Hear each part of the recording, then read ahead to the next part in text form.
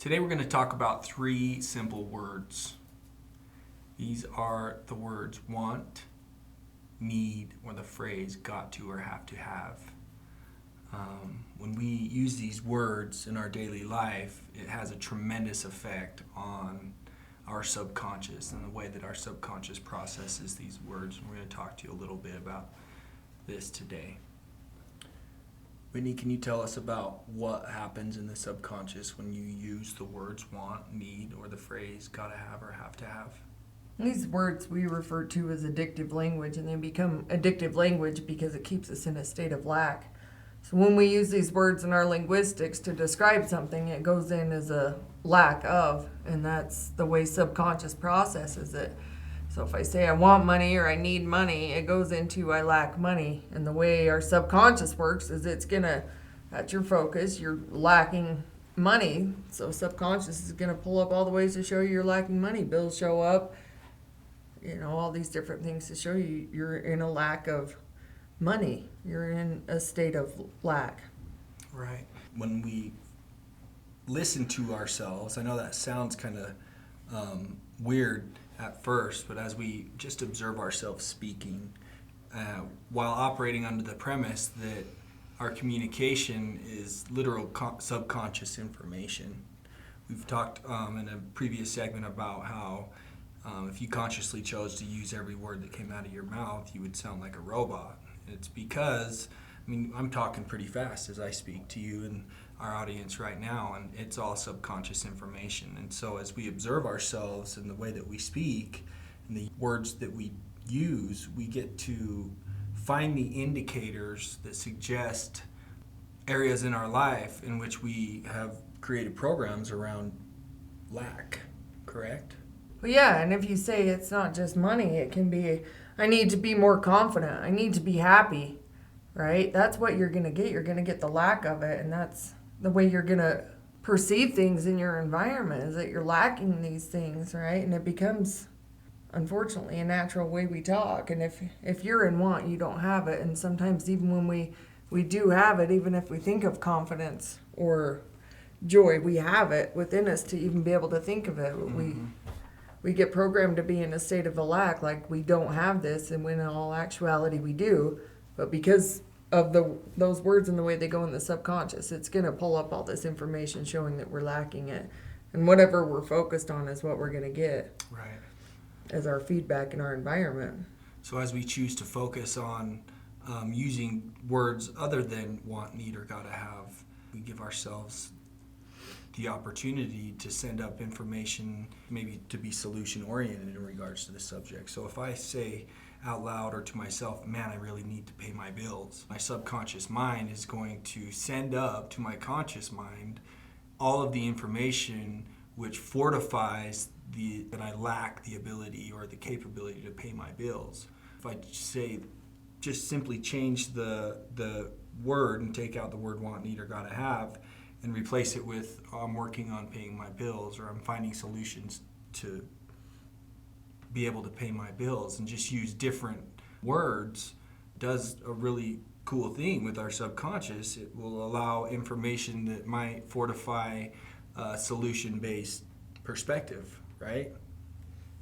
And the reason we call it addictive language is because we get addicted to believing we're in a state of lack, when in reality we are given everything we need to be successful and to be, and we get programmed to believe that we're in a state of lack in all aspects of things, just not material thing. And one of the biggest effects I've seen in my life is lacking spiritual abstracts, joy, happiness, confidence, and I need to have more of it. I need to have more of it, when all reality, it's all within me in the beginning, but I believe that I'm lacking it.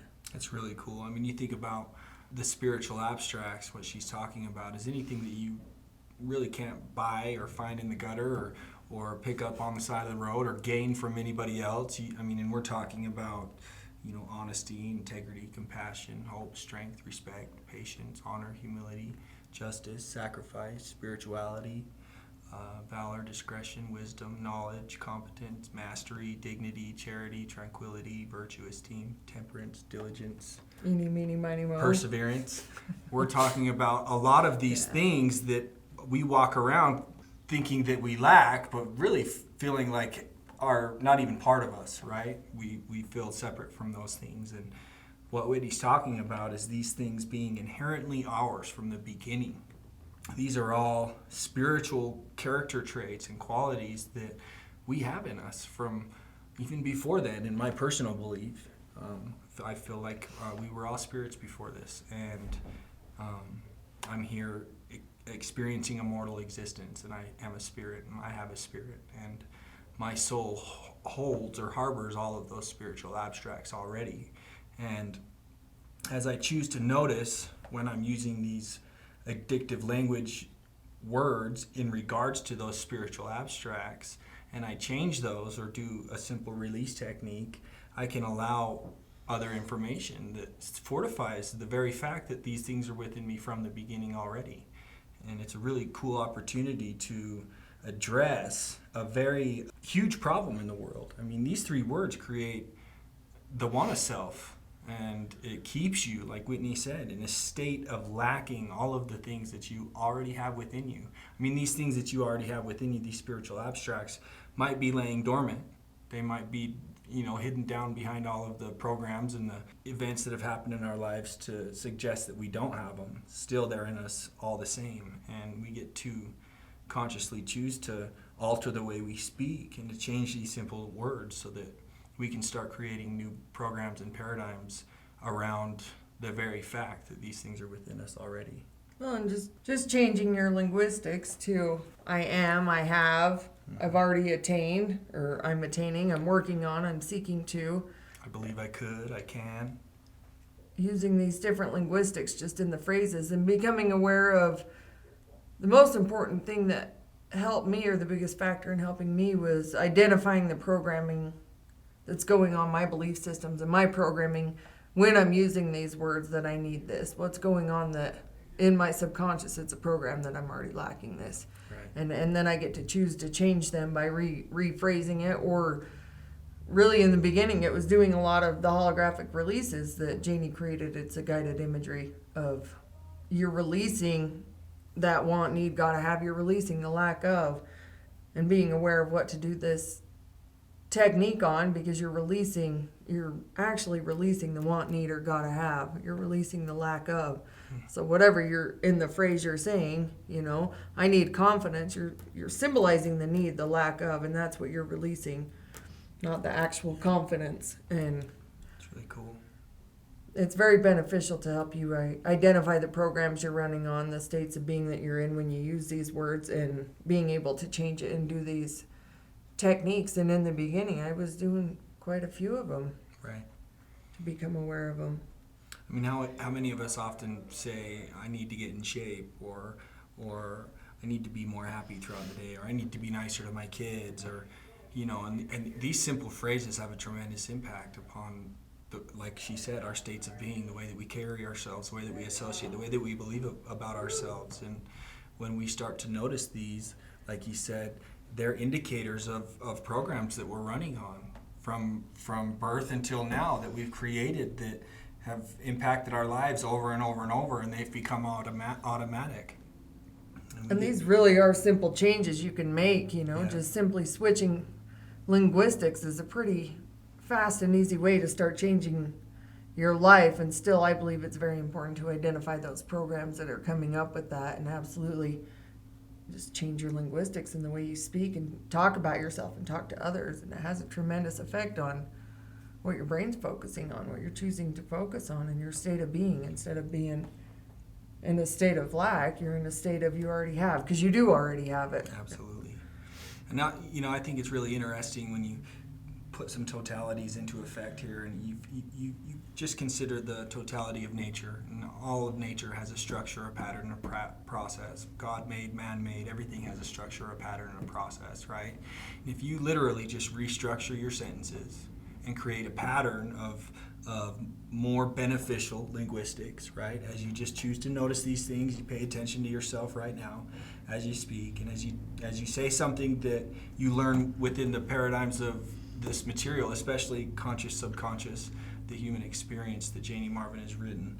When you choose to notice these simple words like but, can't, won't, don't, not, things that are detrimental to your life's experiences, and just simply alter the word into something else. You restructure your sentences. You create a pattern after, and through the laws of compounding and repetition, I know we say that a lot around here, but it's very true.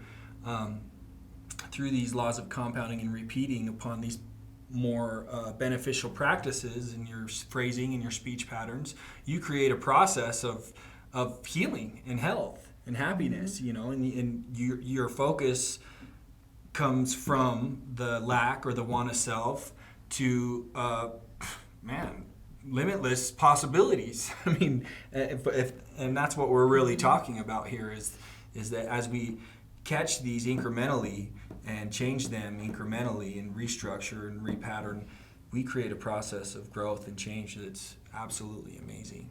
And it's a blast to be a part of. I love it.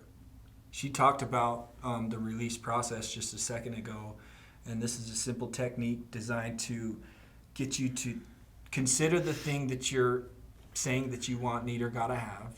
If you hear yourself use those two words in that phrase, you just catch it and you say, okay, I just said that I need to quit smoking cigarettes. And then you can find a quiet space and sit down and run through the release guided imagery. It guides you through an opportunity for you to take the word want, need, or gotta have, or have to have from the sentence that you used in regards to the subject matter. And you take that want out, right? If we're talking about, you said, I need to quit smoking, you take that need out and you sensory symbolize it. The reason why you sensory symbolize it is that your subconscious stores and processes information symbolically, right? You sensory symbolize the want, the need, the gotta have. But through all your senses, give it a color, a shape, a taste, a smell, sound, texture, and energy.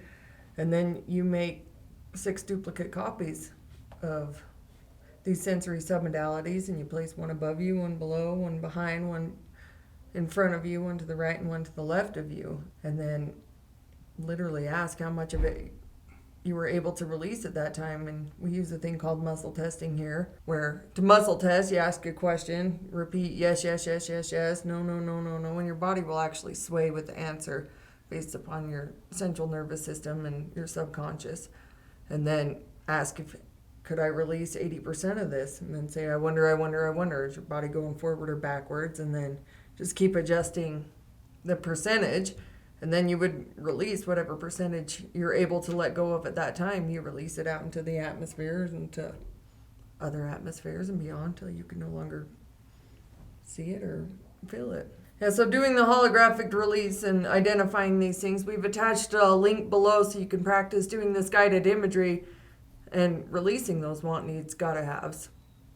Start creating opportunities for you to think and feel differently about yourself. It's awesome. Wow.